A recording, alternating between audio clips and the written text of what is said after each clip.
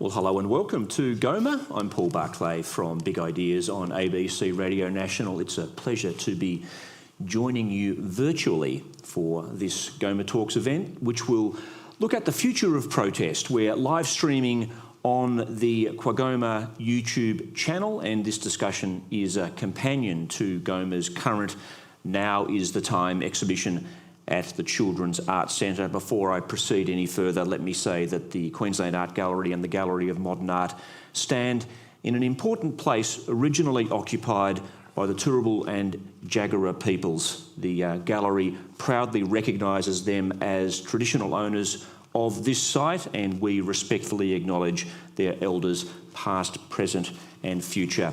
Well, the arrival of the coronavirus pandemic has affected nearly every aspect of normal life this year.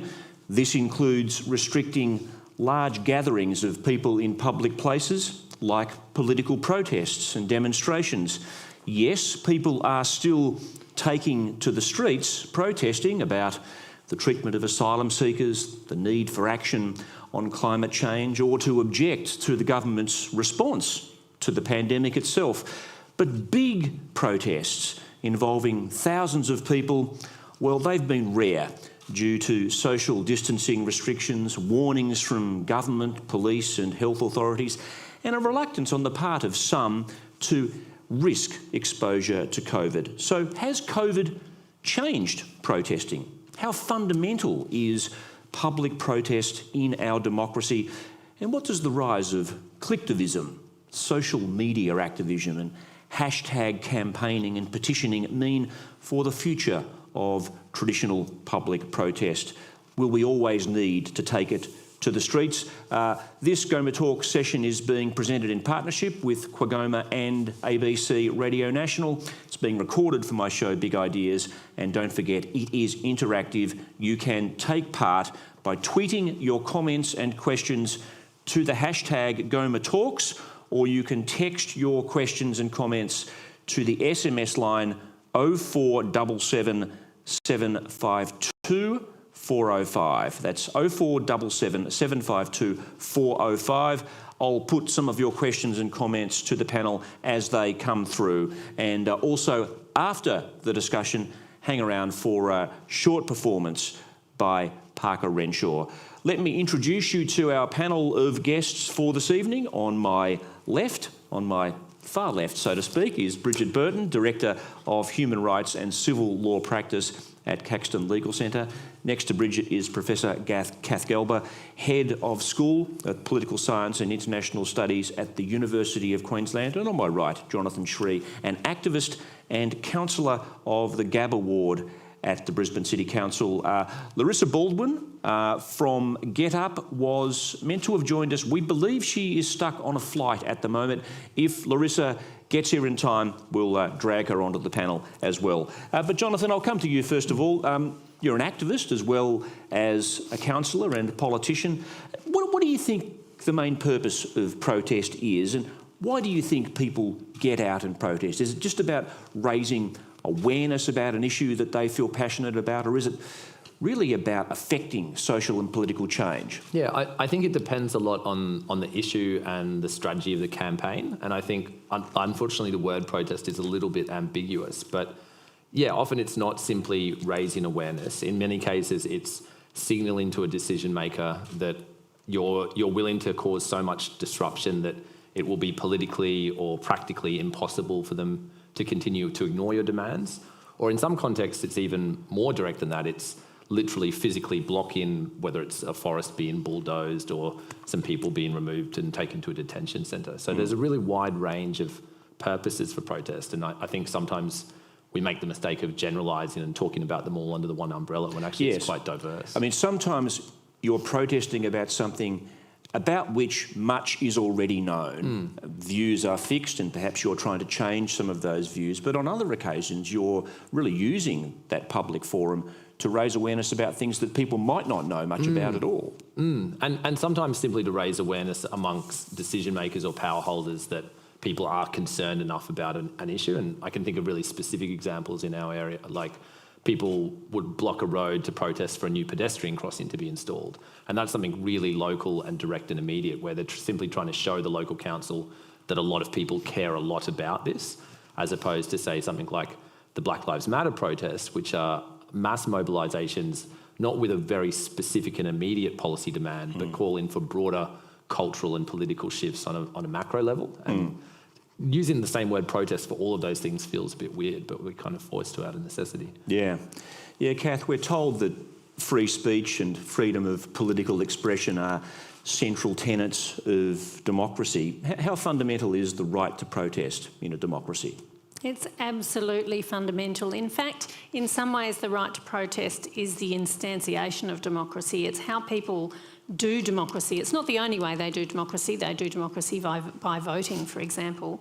But it's one of the core ways that people do democracy, because it's no matter who you are and no matter where you're from and no matter your education level or your access to whatever, you can participate in a protest, especially these days, including online protests.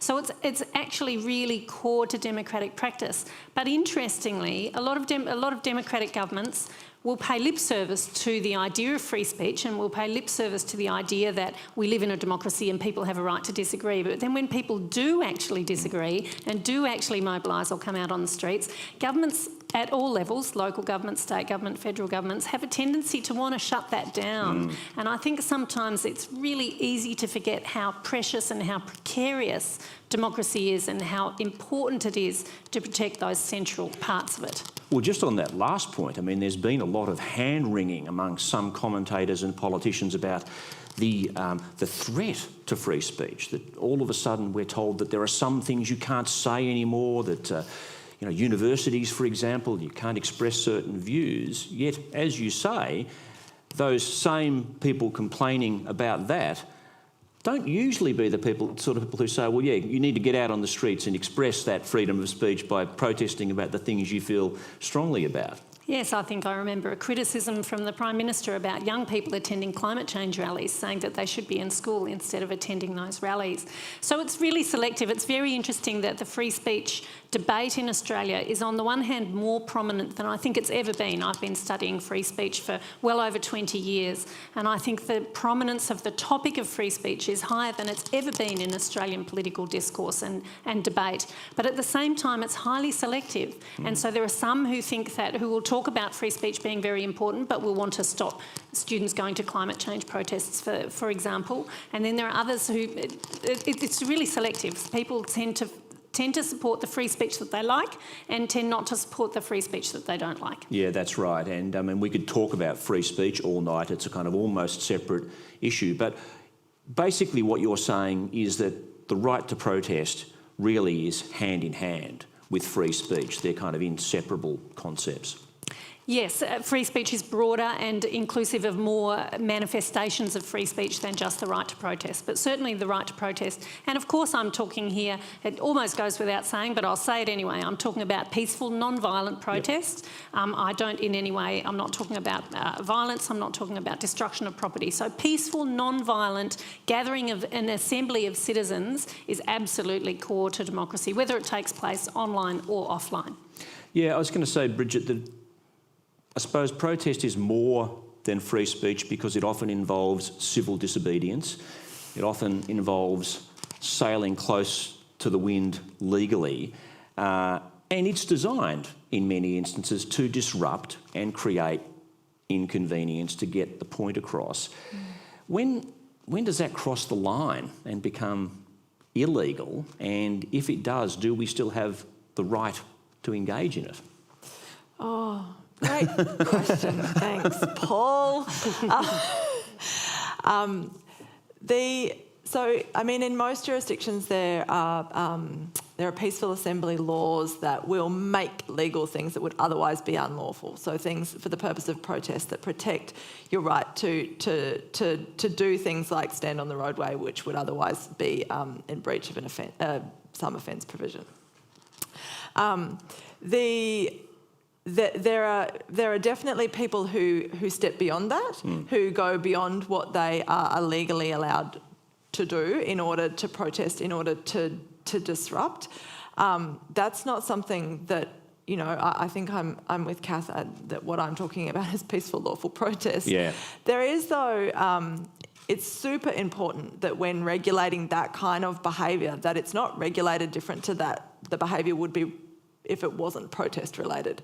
So what that means is that you don't come down harder on a protester than you would do on somebody who was doing the same thing but not protesting, because the right to protest is a very fundamental one. It exists.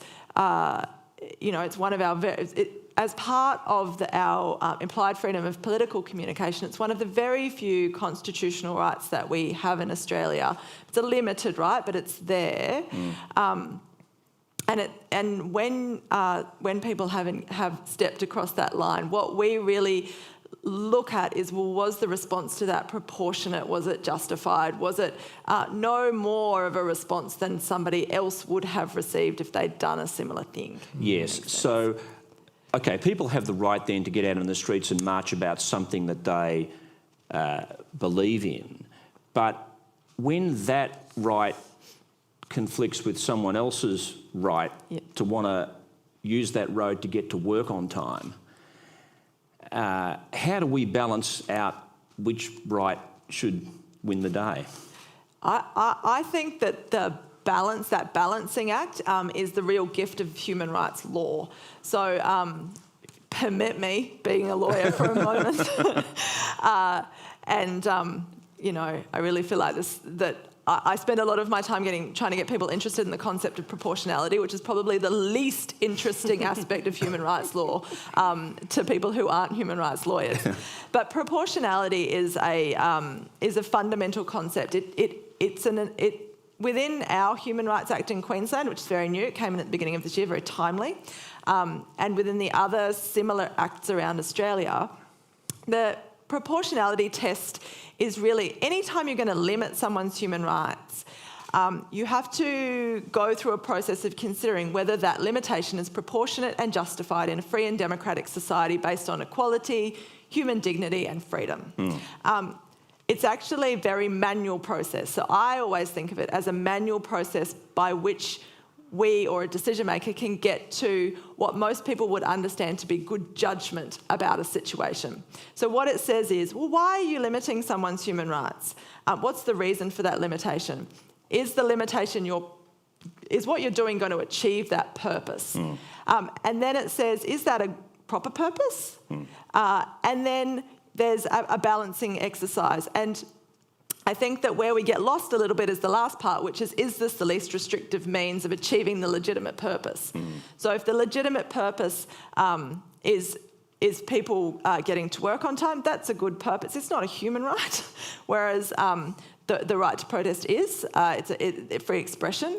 And there has to be a balancing of those that takes into account the relative weighting of those things, as well as is there another way of achieving people being able to get to work on time. And one of the really good things about the protesters in Queensland, for the most part, is great communication. You usually know and can plan around some of the disruption that happens. So I think that it's not a hugely exciting thing, but that proportionality analysis really helps us to balance people's rights and interests and reminds us what's more important. Yes, and I think that came into play also in terms of the government's restrictions that were imposed on us as community members throughout COVID, some of which we couldn't have imagined before COVID, and the proportionality. I think, Jonathan, you were going to say something in response? I was actually going to say, I think the sort of rights-based approach to framing the discussion sometimes overlooks important questions about power relationships as well. And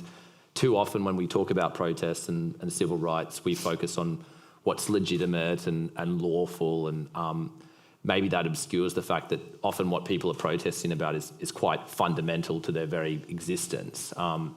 And when we start to talk about, we're going to weigh up someone's right to get to work versus someone else's right to gather in public, I think that sort of obscures the more fundamental nature of why protest matters so much. I think it perhaps is worth reflecting on the fact that a lot of protests that would be permitted even under a so-called liberal democracy, where you can sort of gather in a public square and then march around the block, are also the forms of protest that increasingly are very ineffective. So there's a big difference between a rally and a march on a Saturday versus a rally and a march at peak hour on a weekday. And the government actually, historically up until COVID, has been pretty permissive about weekend protests. And they're like, yeah, you can march around the city all you want. It doesn't bother politicians, doesn't bother big business. We'll just let that keep happening. The moment someone tries to engage in a more disruptive protest, then the forces of the state mobilise to crush that. And I think... And you're implying there that it is the more disruptive protest that has the greater impact in getting the message across. Yeah, and perhaps also suggesting that some of the things we call protests are really just public meetings. And is any gathering of people in a square to have a discussion or to listen to speeches, are they protests? Or is there something about protests which is inherently disruptive or which inevitably impacts upon the rights and freedoms of others in some way? Yeah. That's probably worth unpacking. But Yeah, look, I mean, I suppose in some ways you're seen as and are a bit of an old school protester, activist. You're out on the streets, getting people to express their views, disrupt and draw attention to the issues that you believe in. We'll come and talk about some of those, asylum seekers being one. But there's an alternative form of protest these days, and that's happening on the digital space, in social media. Got a question that's come through from one of the people watching the stream tonight. What does the panel think about social media and digital being the future of protest? Is it really slacktivism? What do you think? I think, again, we risk generalising too much about social media because it's a really, there are forms of protest online that are really effective. And even thinking as an elected representative, if I get inundated with a bunch of people posting angrily about a local footpath upgrade or something, that does have an impact on me. And that is a form of protest perhaps and is somewhat effective. But I do think often people's engagement online becomes a proxy for more meaningful and strategically effective forms of engagement that might happen offline. And so it really depends on the issue and the political target. Are we targeting a decision maker or an entity that's really concerned about its public profile? So big companies maybe are more concerned about their brand and their online reputation than a political party might be. The political party can more easily ignore a bunch of people posting angry comments on social media, whereas the business might be more concerned about that. So I think it depends entirely on what kind of protest or what kind of issue we're talking about. Kath, what do you think? I mean, I was thinking that perhaps marriage equality was a campaign where digital platforms were employed quite usefully for those people pushing for that. It was a very multifaceted campaign, so certainly digital campaigning played an important role, as did other very traditional forms of campaigning, including in some areas essentially door knocking and canvassing local communities to change minds. So digital campaigning played an important role there, and it generally does. There's a lot of academic research now that shows that digital activism is a very important form of activism, that in many areas it's accessible, it can create community, it can create networks, it can build capacity, it's less onerous, so it's more friendly for people who have family or caring responsibilities, it's more friendly for people who might have access limitations to being able to participate in a physical protest. So there are lots of reasons why digital activism is important and should not be overlooked, and I'm not a fan at all of the term slacktivism. Having said that, of course, it doesn't do everything. And we need to continue to have multifaceted approaches to when you're trying to achieve social change, when you're trying to impact on policy, you do have to impact on others. You do have to sometimes make people feel uncomfortable. You do have to sometimes make some people late for work, because otherwise you don't achieve social change. Yeah, another question that's come through, how do we know where the line is when regulating protest? At what point are those regulations infringing on democratic freedoms? Do you think we've seen some examples of that in recent times, Bridget? Oh, we certainly have. Yeah. So, I mean, Jonathan will know about the case from Tasmania. Tasmania introduced laws, I think, in 2015 or 2016, and they were thrown out by the High Court in 2017 in a case brought by by Bob Brown, Yeah. with support from the Human Rights Law Centre and others, which found that the restraint that they had sought to impose on protest in Tasmania breached the constitutional implied freedom of political communication. There have since then been a number of other states, and Tasmania is currently in the process of reformulating laws. A number of other states have brought in laws that restrict protest in some way or another. Queensland did so last year. The Queensland iteration designated, what are incredibly passive devices as dangerous devices for the purpose of regulating those more heavily than other things. We should say that this was in response to the Extinction Rebellion protests where people were using lock-on devices to lock themselves in place as a form of protest, and it's in response to that these prohibition on locking devices was introduced. Rebellion, but a long history. Not just Extinction. Yeah, that's it's true. been going for a long time. Those sorts of devices. Yes. It wasn't a new thing. Yeah. Oh yeah. Pankhursts used that. Yeah. When That's true, I yes. appeared at the parliamentary committee to give evidence in relation to those, and I watched the entire thing. Every single person mentioned Merle Thornton locking herself to the bar at the Of regatta. course. How could I forget? Every single person.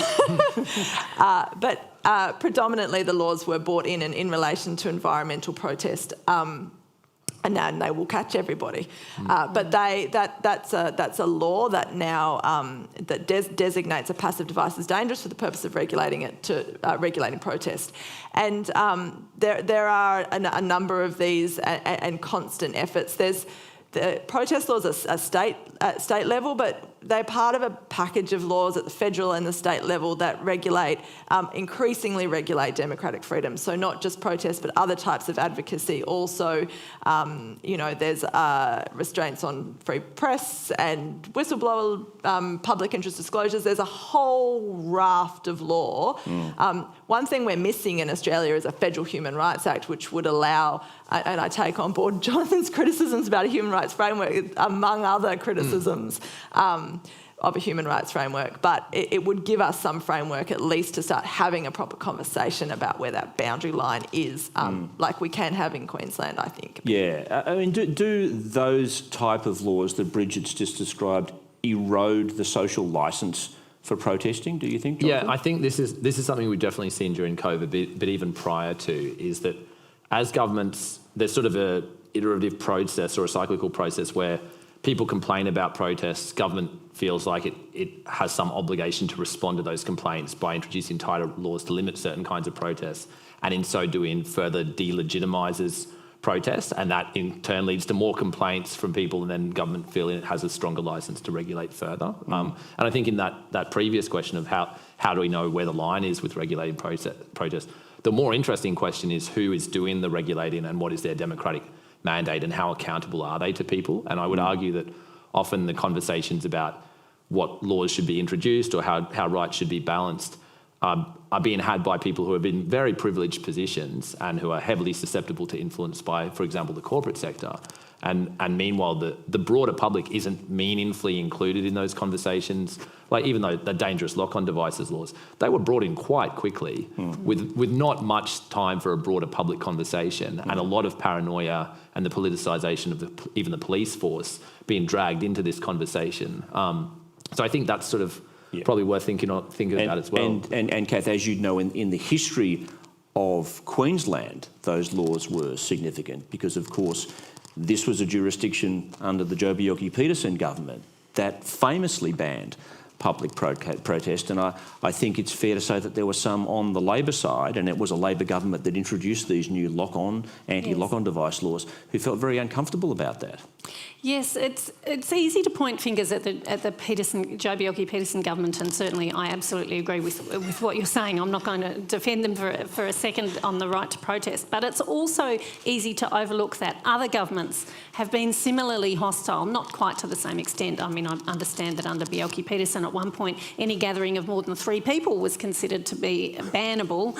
So certainly the federal government hasn't gone that far. But in the realm, for example, of counter-terrorism law in Australia, and also in the area of refugee law, there are clear examples of the federal government overstepping their mandate, of the federal government saying we want every tool and every power at our disposal that might ever come in handy, without paying attention to the other side of the ledger, without paying attention to democratic rights or the right to free speech and so on, and then overreaching in their tendency to regulate this kind of conduct. So we've seen that. We see that at federal government level, we've seen it at state government level, we've seen it at local government level, and we see it, unfortunately, with governments of both political persuasions. And it's not necessarily the laws that are explicitly about preventing protests that are the things we need to be most concerned about. So, for example, we saw that bill to try and confiscate mobile phones from asylum seekers and refugees in detention. It was justified along very different grounds, but it was going to fundamentally undermine their ability to communicate with each other and organise forms of protest and resistance. And so, yeah, I think we did ourselves a disservice when we focused too much on, oh, this law has been brought in to stop protest. What about all the other encroachments on our civil liberties that have that de facto impact? Well, we've been living through a time of COVID, and this has meant that certain activities have been restricted by government, and a number of protests have taken place in Australia during COVID. Some of them that were planned to take place didn't. These protests were occurring in some cases where there was some degree of lockdown and social distancing in force. Government and police, and in some cases health authorities, tried to stop those protests. Was it reasonable for people to protest in the midst of COVID, do you think, or did it pose an unreasonable risk? Well, there were quite a few different kinds of protests that happened, perhaps in that early period from sort of March when things were really, there was a lot of community transmission. We saw the Black Lives Matter protest in Brisbane, which was even bigger than the climate strike march, and was probably the biggest mass protest we've had in Brisbane since the Iraq War. And that happened on the streets of Brisbane. There were estimates around 30,000 people. There were no cases of COVID transmission linked to that gathering, and the organisers were incredibly responsible about encouraging people to wear masks and use sanitizer and stay home if you have symptoms. On the other hand, there were protests by people who were, say, concerned about the lockdown or protesting, the COVID conspiracy stuff, who were not taking maybe reasonable health precautions. And so even though there were far fewer of them, perhaps the health risks were greater. But I think in times of crisis, governments need to be really, really cautious about asserting the right to control or limit protest on public safety grounds, because they always evoke public safety as a reason for preventing protests. Even when they're trying to stop people blocking roads, they're evoking safety and access for emergency vehicles and that sort of thing. And we did see a real overreach in those few months, and it's still continuing, where the legitimacy of people gathering has in some sense lost its social licence. And to Kath's point before, I think it's not just about what the laws say you can and can't do, but it's the practicalities of how they're enforced and implemented on the ground. And so even though the right to peaceful assembly and the Peaceful Assembly Act hasn't changed, the police are taking people to court much more often. So without the politicians even changing anything, the landscape has changed on the ground. These things are also malleable, right? So public opinion on what is an acceptable form of protest is something that can shift, and also what politicians say about what is an acceptable form of protest and what is legitimate and what is not legitimate can shift. So these, even though I completely agree with what Bridget said before about proportionality, but where you draw the line, it's not a hard line. It's not always a clear, distinct, bright line. It depends on the context. It depends on the circumstances. And so the more that politicians in particular run this line that people shouldn't protest, people should be in school, people should go to work, people should be nice to each other, people shouldn't block traffic, people shouldn't glue themselves to roadways, they're kind of creating and endorsing and perpetuating this idea that protest is not legitimate. And that needs to be pushed back against quite strongly, because the longer that kind of discourse and debate happens, the more people are going to be convinced, oh no, you shouldn't do that because that makes people feel uncomfortable, or it makes people feel late for work, instead of thinking, well, actually, that's really essential democratic discourse. Well, it's interesting, isn't it, Bridget? Bridget was going to say something. Yeah. Oh no, I was just going to say about the the protests during COVID, the really significant thing is, and this is where human rights does help, and I'm not trying to be an evangelist for the concept, but it does help, is the relationship between the actual risk, and what you're doing. And I think that this is where some decisions got it wrong and some got it right. Where there's no community transmission and a half a dozen cases in quarantine, where's the actual risk? And I went down to that massive Black Lives Matter protest as well. It's incredible watching everyone pour over the bridge. I felt like there was no risk. I went with a nurse. She was going around telling people how to put their masks on properly. But it was that's so important when we're talking about these protests that are happening in the time of COVID, and in fact any restriction imposed on us under cover of COVID-19. What's the actual real risk?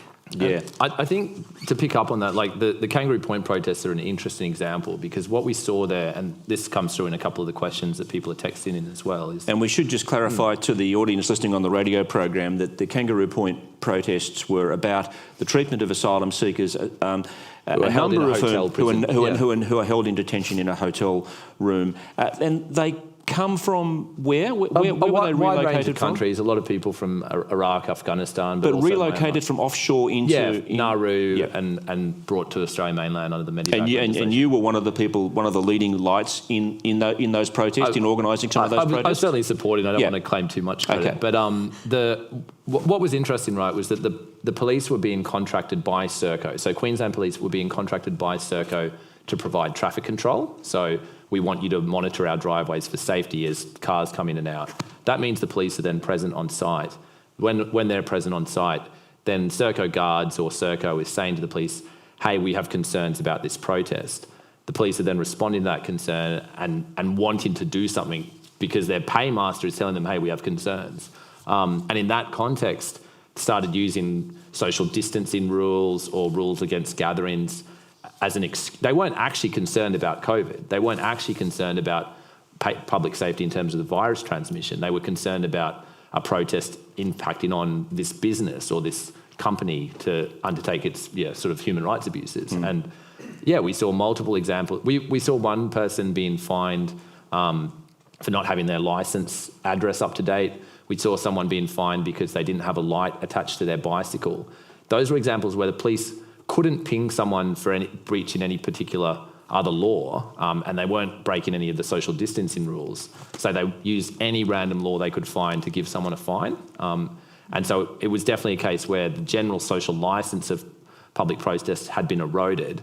And in some cases, police were fining people for breaching social distancing rules, but in some cases they were just looking for an excuse to fine people because they thought that protest in general was a bad thing, which was quite scary, to be honest, to be in that moment and realising that something fundamentally has changed and the police are now much more violent and aggressive even than they usually are at protests. Well, the interesting thing about the police during COVID was that they were used both as officers enforcing the COVID restrictions that had been imposed on the part of the government.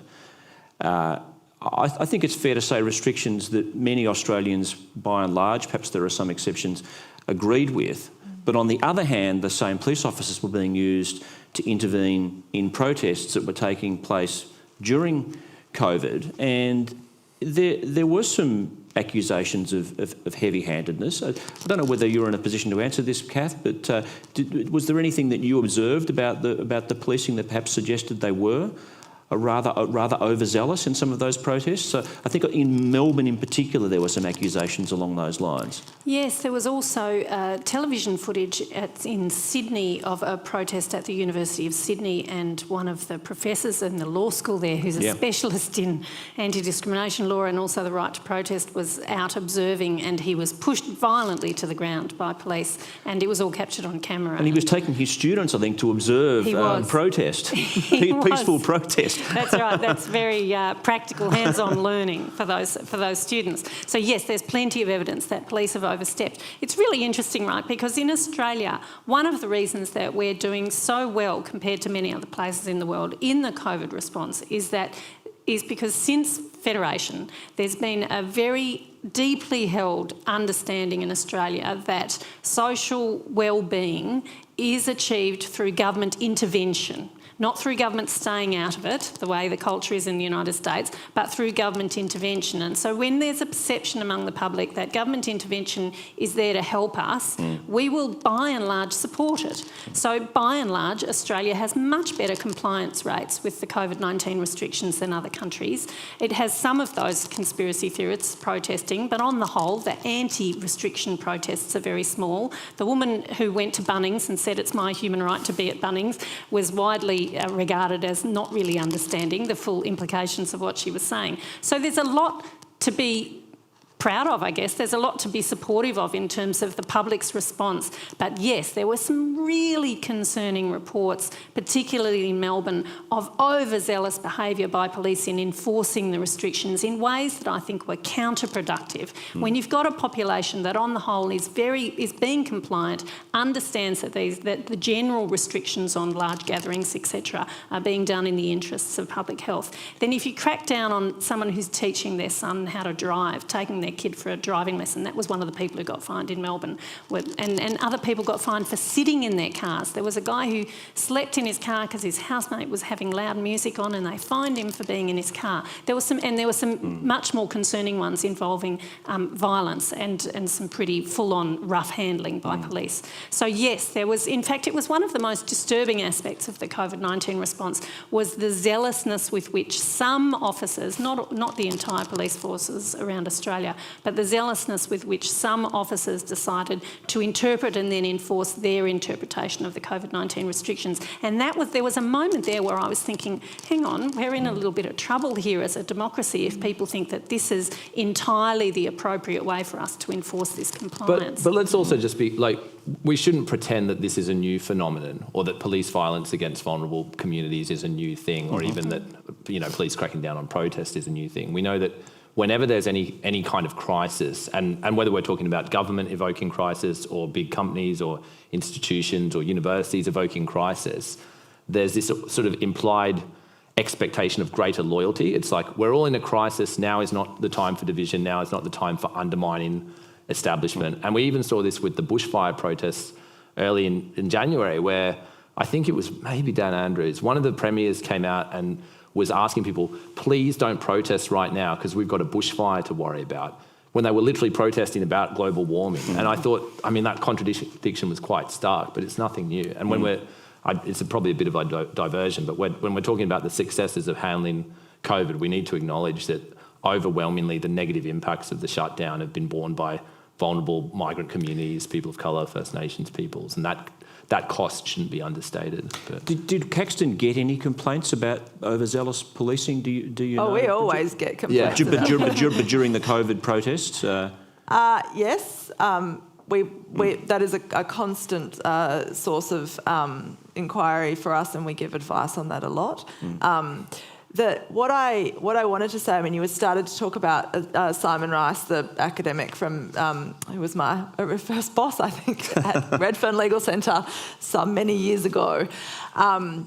That example is an interesting one because obviously the charges were dropped. No one's going to push a charge. You, I think, have also had charges dropped perhaps at some point. Yeah. And that sometimes when we have these conversations and we talk about examples like that, we're really talking about people who have power and privilege. Yes. And what gets overlooked are the bulk of people who experience charges for similar things are not, most of the people charged with public nuisance are not protesters, for example. They're homeless people. Most of the people who have charges and which sustained charges even during a protest are not politicians and academics. They are vulnerable people who are struggling. And you see that, sustaining of charges through some of the Black Lives Matter protests that happened after the big one. No one, I don't think, was charged at that big one. That was a lovely, friendly family protest. But that sometimes the privilege conversation can be left out of conversations about use of public spaces and public protests. So I think it's super important to always remember it. Just getting back, though, to the effectiveness of protest as a political tool. It can backfire, can't it? And the example I'm thinking of is the oft-quoted example of the Adani convoy that was designed to draw attention to Adani and to apply pressure on governments to act to stop the Adani mine from proceeding because it would contribute further to climate change.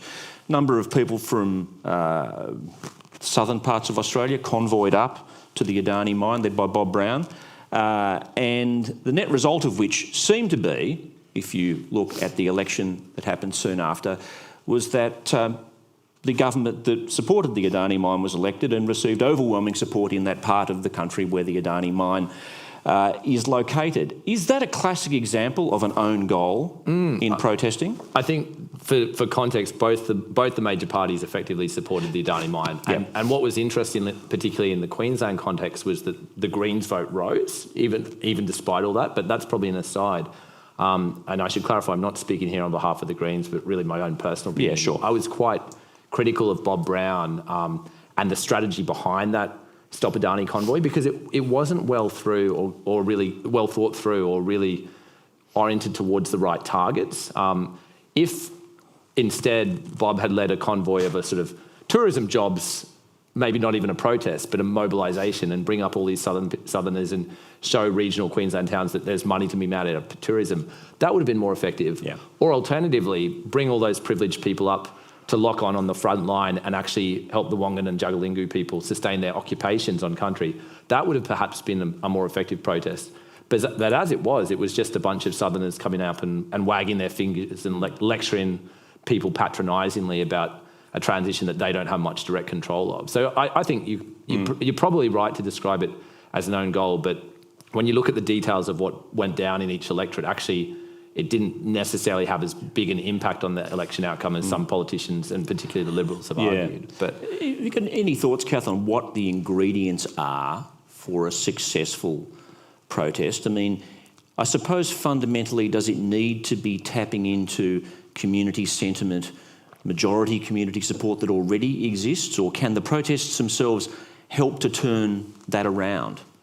So in my humble opinion, that's a $65,000 question, isn't it? But my humble opinion is that alliance building is the key to success. So it really, really is important that protests and campaigns don't just preach to the converted, don't just bring along the people who are easily persuadable, but you need to reach out. I remember reading about the marriage equality survey just the other day, and how there were the parts of Western Sydney in which the no vote was highest were the parts of Sydney in which the marriage equality campaigners did no work. They didn't believe they could reach those communities, and they didn't try to reach those communities. And similarly with the example that we were just talking about the convoy up to Queensland, there was a kind of underlying belief there that it wasn't possible to build alliances with these communities with pro-environmental ideas, which is wrong. Of course it's possible to build alliances. So I think it's really, I was talking to Magda Zavansky about this recently, and she said, you know what the hard work is? The hard work is sitting in a room with people including, she wasn't just talking, but people including Bob Katharine talking about marriage equality. That kind of alliance building. You reach out, you find a language, you find a way to connect with people who aren't your natural allies and people who you wouldn't normally expect automatically to be on the same page as you. And you need to find ways of working with those people, because in the end, these big picture issues like campaigning against racism and campaigning for the recognition of climate change and doing something about climate change, these are things that affect every single one of us, and we would all be better off if we could make progress on these issues. I don't know. I feel myself diverging a little bit, because I think there's a risk of casting or recasting the reason that people protest as it's about, we don't have good dialogue, or we need to, like in some cases people are protesting because they've engaged in dialogue and they've reached out across party lines or across constituencies or whatever. And what's emerged is that certain constituencies have a vested interest in maintaining the status quo and in oppressing marginalised groups. And I think, like, maybe even if using marriage equality as an example, there's a risk in obliterating that much earlier history of more disruptive protests, which laid the seeds of the modern movement. And certainly I can think of a lot of struggles and causes where it's not that people haven't spent the time talking to people in other groups. I'm not saying that's what Kath is saying, but people protest when they've exhausted all other options and when they've tried to have conversations and the government is literally still cutting down their sacred trees or is literally still locking them up or punching them in the head. Like it's not something that people engage in lightly necessarily. But I suppose it's the outcome that you're after Yeah. in the end, rather than the performance of the protest. Exactly, and that's why protest is not necessarily about winning people over in the heat of the moment. It's about provoking further conversations, and it's also about ignoring that issue or ignoring that group's interests politically untenable. And so with the climate strikes, for example, we had thousands and thousands of people out marching peacefully, but I would argue that many people probably wouldn't have taken to the street if not for the fact that Extinction Rebellion had been blocking roads and causing greater disruption. And so everyone's angry at Extinction Rebellion, but they're also thinking more about climate change and motivated to take other forms of action. So how do you know when you're getting somewhere? Let's look at one campaign that I know you feel personally strongly about, and that's the treatment of asylum seekers. This has been a discussion that we've had in Australia. It's been something that people have felt passionate about on both sides for a long time. We have essentially both sides of politics, Labor and Liberal, holding pretty much the same view. Tough on borders, detain asylum seekers. People like yourself have been speaking out about it, organising protests about it. These most recent protests are specifically about a group in the Kangaroo Point area in a motel. You don't seem to be winning. I think that's a fair question, but I think, we have to look at the scale of the issue we're talking about. And, I can organise a protest about a pedestrian crossing and within a year it'll get funded. Yeah. Calling for protesting about an issue that fundamentally reshapes Australia's immigration policies, obviously it's going to be a bigger uphill battle. But I would actually argue that with the refugee rights movement, it's been the lack of disruptive and assertive protests for most of the past 20 years that have actually been a key gap in the advocacy landscape, because just sort of recently in the last couple of months, literally the last 6 months, we've seen people who are willing to get arrested and block roads and cause disruption. But for the most of the past 20 years, it was peaceful, non-disruptive Saturday afternoon rallies and online petitions and letter writing.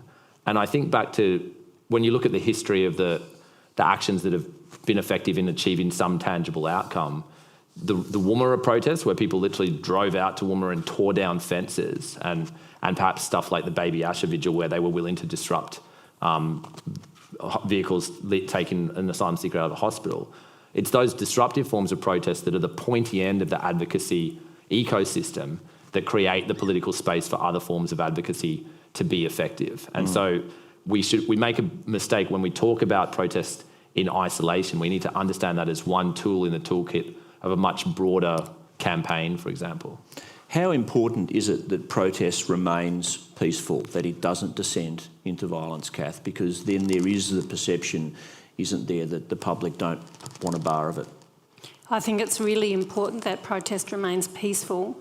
I do think sometimes there is a limited moral imperative sometimes to push at that legal boundary.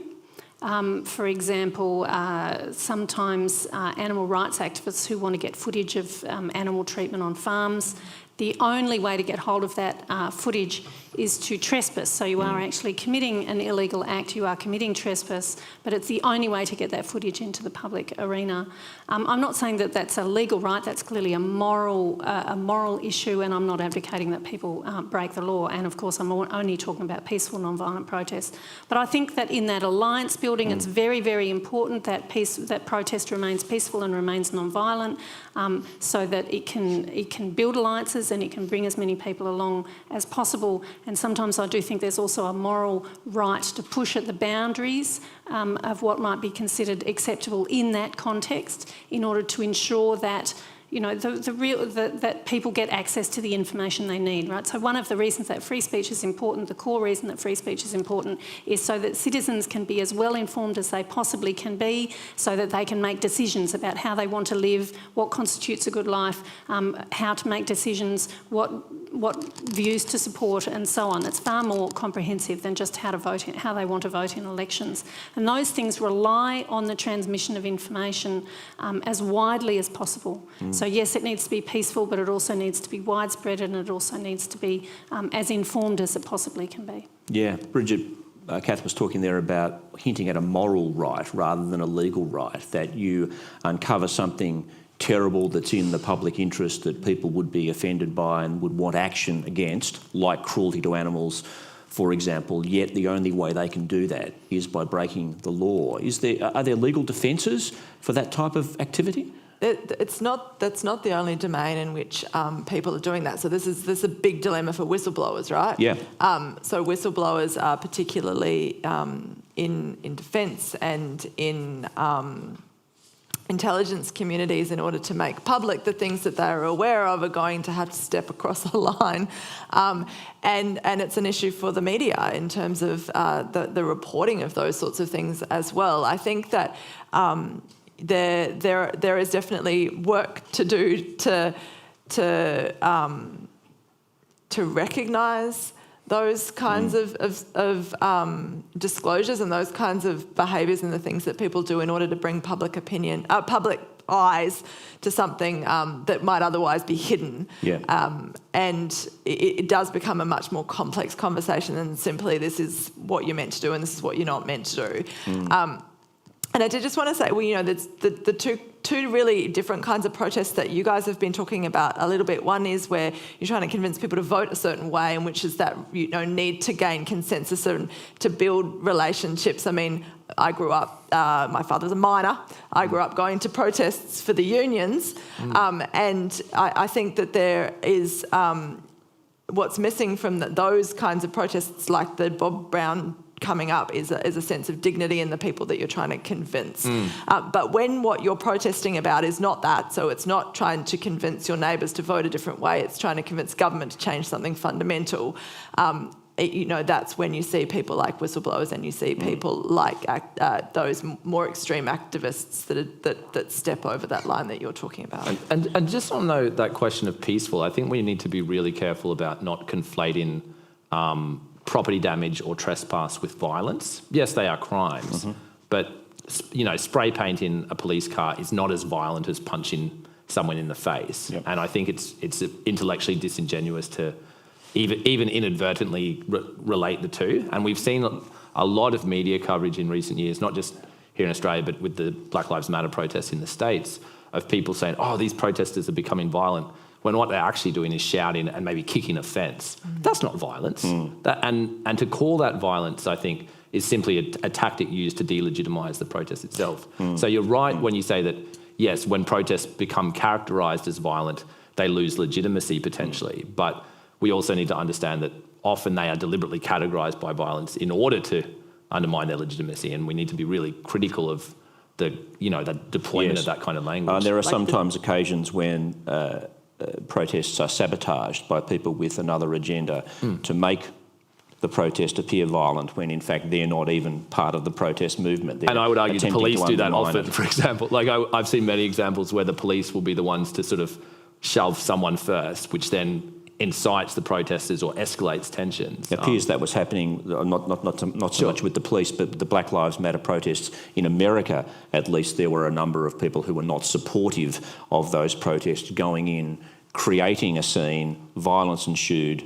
All of a sudden people said, oh, the Black Lives Matter protests are violent. Why should we support them? Getting some questions here. Should we be looking to the younger generation as the future of protest? Looking at the hugely popular school strike for climate movement. As an activist, are you seeing a lot of engagement on the part of younger Australians feeling strongly about an issue, say, like climate change? Yeah, it's amazing, right? Like kids they have access to more information and wider social networks than they used to, and they're getting organised, and they're right to get organised because our political leaders are screwing them over. And I think it's amazing and inspiring that so many young people are stepping up and taking action. But I also get a little bit frustrated when old people are like, oh, let's let the children lead us. It's like, no, you do your job. Don't leave it to the kids to fix the mess that you've made. Step up and actually support them in advocacy and join them on the front lines. It's like everyone's so excited about school kids going on strike. why isn't everyone else going on strike? Literally the fate of our planet is at risk here. So, I mean, it's cool. We should be inspired by young people, but don't leave it all to them. And how do we see the future of social media as a platform for activism and protest? One of the features we now know about social media is the omnipresence of algorithms that bunch us together, which means it's actually quite hard for us to communicate with people outside of our world, which means that we're simply just reinforcing our viewpoint. Given that kind of structural problem with social media, how can we use that platform to help build bridges and create change? And I think that touches on a couple of the other questions that came through as well, along the lines of how can we have our voices heard in a digital context, and how can we make online activism. Yeah, there's a lot of interest in this issue, I think. I think from my end anyway, honestly, online activism is not usually going to be as effective as other forms of physical protest where people gather together in a public space. There's variations and differences around the margins. But generally speaking, if you're trying to put pressure on a business, or you're trying to put pressure on politicians, or you're trying to influence the media or gain more public attention, you're better off doing something where you're in the public realm, not only because you're getting out of your social media bubbles and you're not captured by algorithms that just show stuff to people who are already on board, but simply because it's just harder to ignore. For me as an elected representative, I said before, I take notice when people flood my Facebook page with comments, but I'm going to take a lot more notice if people are doing a sit-in in my office. And it's just much, much harder to organise those, to ignore those forms of directly disruptive physical protests. But sorry, Bridget, you look very good. Yep. There needs to be a little bit of care around it, though. A lot of the time we criticise people in power for saying you must go through this particular route in order to raise your issue with me. There's a proper way of doing that, and this is not it. Protest is not it. And then we turn around and say, but actually, if you're going to protest, don't do it that way, because that's not the right way. Do it this way. I actually think that, we're talking about kids, we're talking about all these different people with different interests and different ideas. There's no wrong way. Protest is a fundamental part of our democracy. It is the way that people engage with democracy. It's absolutely fine to engage with a digital platform. It's absolutely fine to do a hashtag if that's what you want to do, or show up to a protest, or vote in a particular way, or encourage others to as well. But it's the engagement that's important, and the participation, I suppose. It is, and I think we just need to be a little bit cautious about telling people off for doing things the wrong way when that's part of what why we're all out there. And I'm not telling people off for engaging online, but I do think we need to be strategically effective. Not a lot of time left. I just wanted to bring this question up, perhaps to you, Kath. The question is the government's COVID-19 tracing app going to impinge on our data privacy and cause a whole new generation of engaged activists? I think the more general question there is that government regulation during COVID generally, and the types of restrictions that we've faced in order to contain this pandemic, we have seen, and I think we've kind of put them out here on the side as a conspiracy theorist, but we have seen some protest about that. Is it fair just to characterise them as all being kind of conspiracy theorists, or are there some legitimate concerns about the incursions on our rights that have occurred during COVID? There are there are legitimate concerns about impositions on our rights during COVID. For example, the overstepping that the police that we talked about earlier. There are also concerns about the extensive contract tracing and really not just the tracing and the fact that we all have to put our names down whenever we go to a restaurant or buy any takeaway, but what happens to that data. And here we have the real intersection between what the government does and what the private massive companies do that hold that data. And so, in fact, people voluntarily are giving enormous amounts of data away to these private companies all the time, particularly to Twitter and Facebook and the FANGs, the really big ones.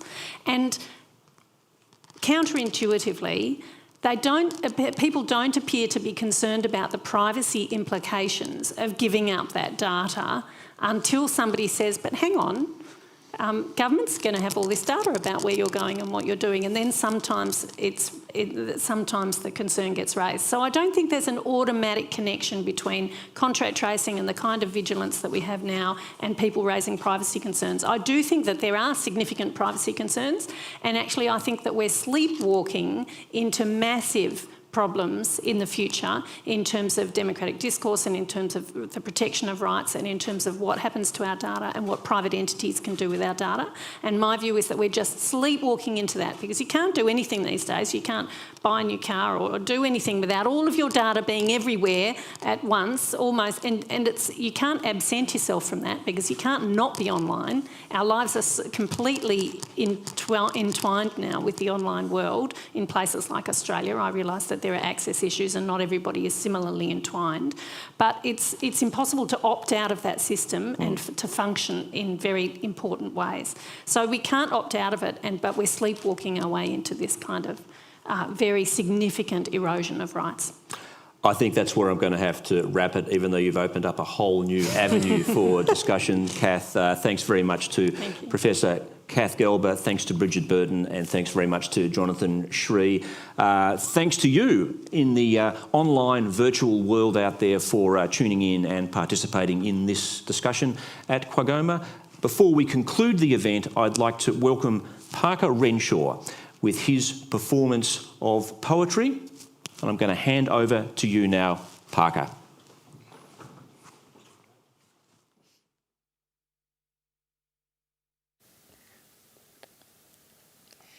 I'm standing here to make some changes. I'm going around now to see people's behaviours. I'm a climate fighter to change the world. So listen now, boys and girls.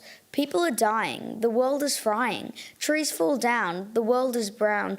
The air is polluted. My voice will not be muted. We chop down trees to just make money. The government sits back and thinks it's all funny. You can't live off the money they make. You can't eat it or put it in a cake. The next generation, we're the ones they'll be hating. We have to act now. There's no point in faking. Soon all the rivers will be muddy and brown. The human race, it's falling down. The world is evolving. Problems need solving. How will you go down in history? Eco-warrior? It's still a mystery. The glaciers are going. Danger is flowing. I'm a climate fighter to change the world. So listen now, boys and girls. I know it seems hard to do your part, but we can save the world. It's time to start. Wake up, people. The time is now. Do you really need an 11-year-old to show you how?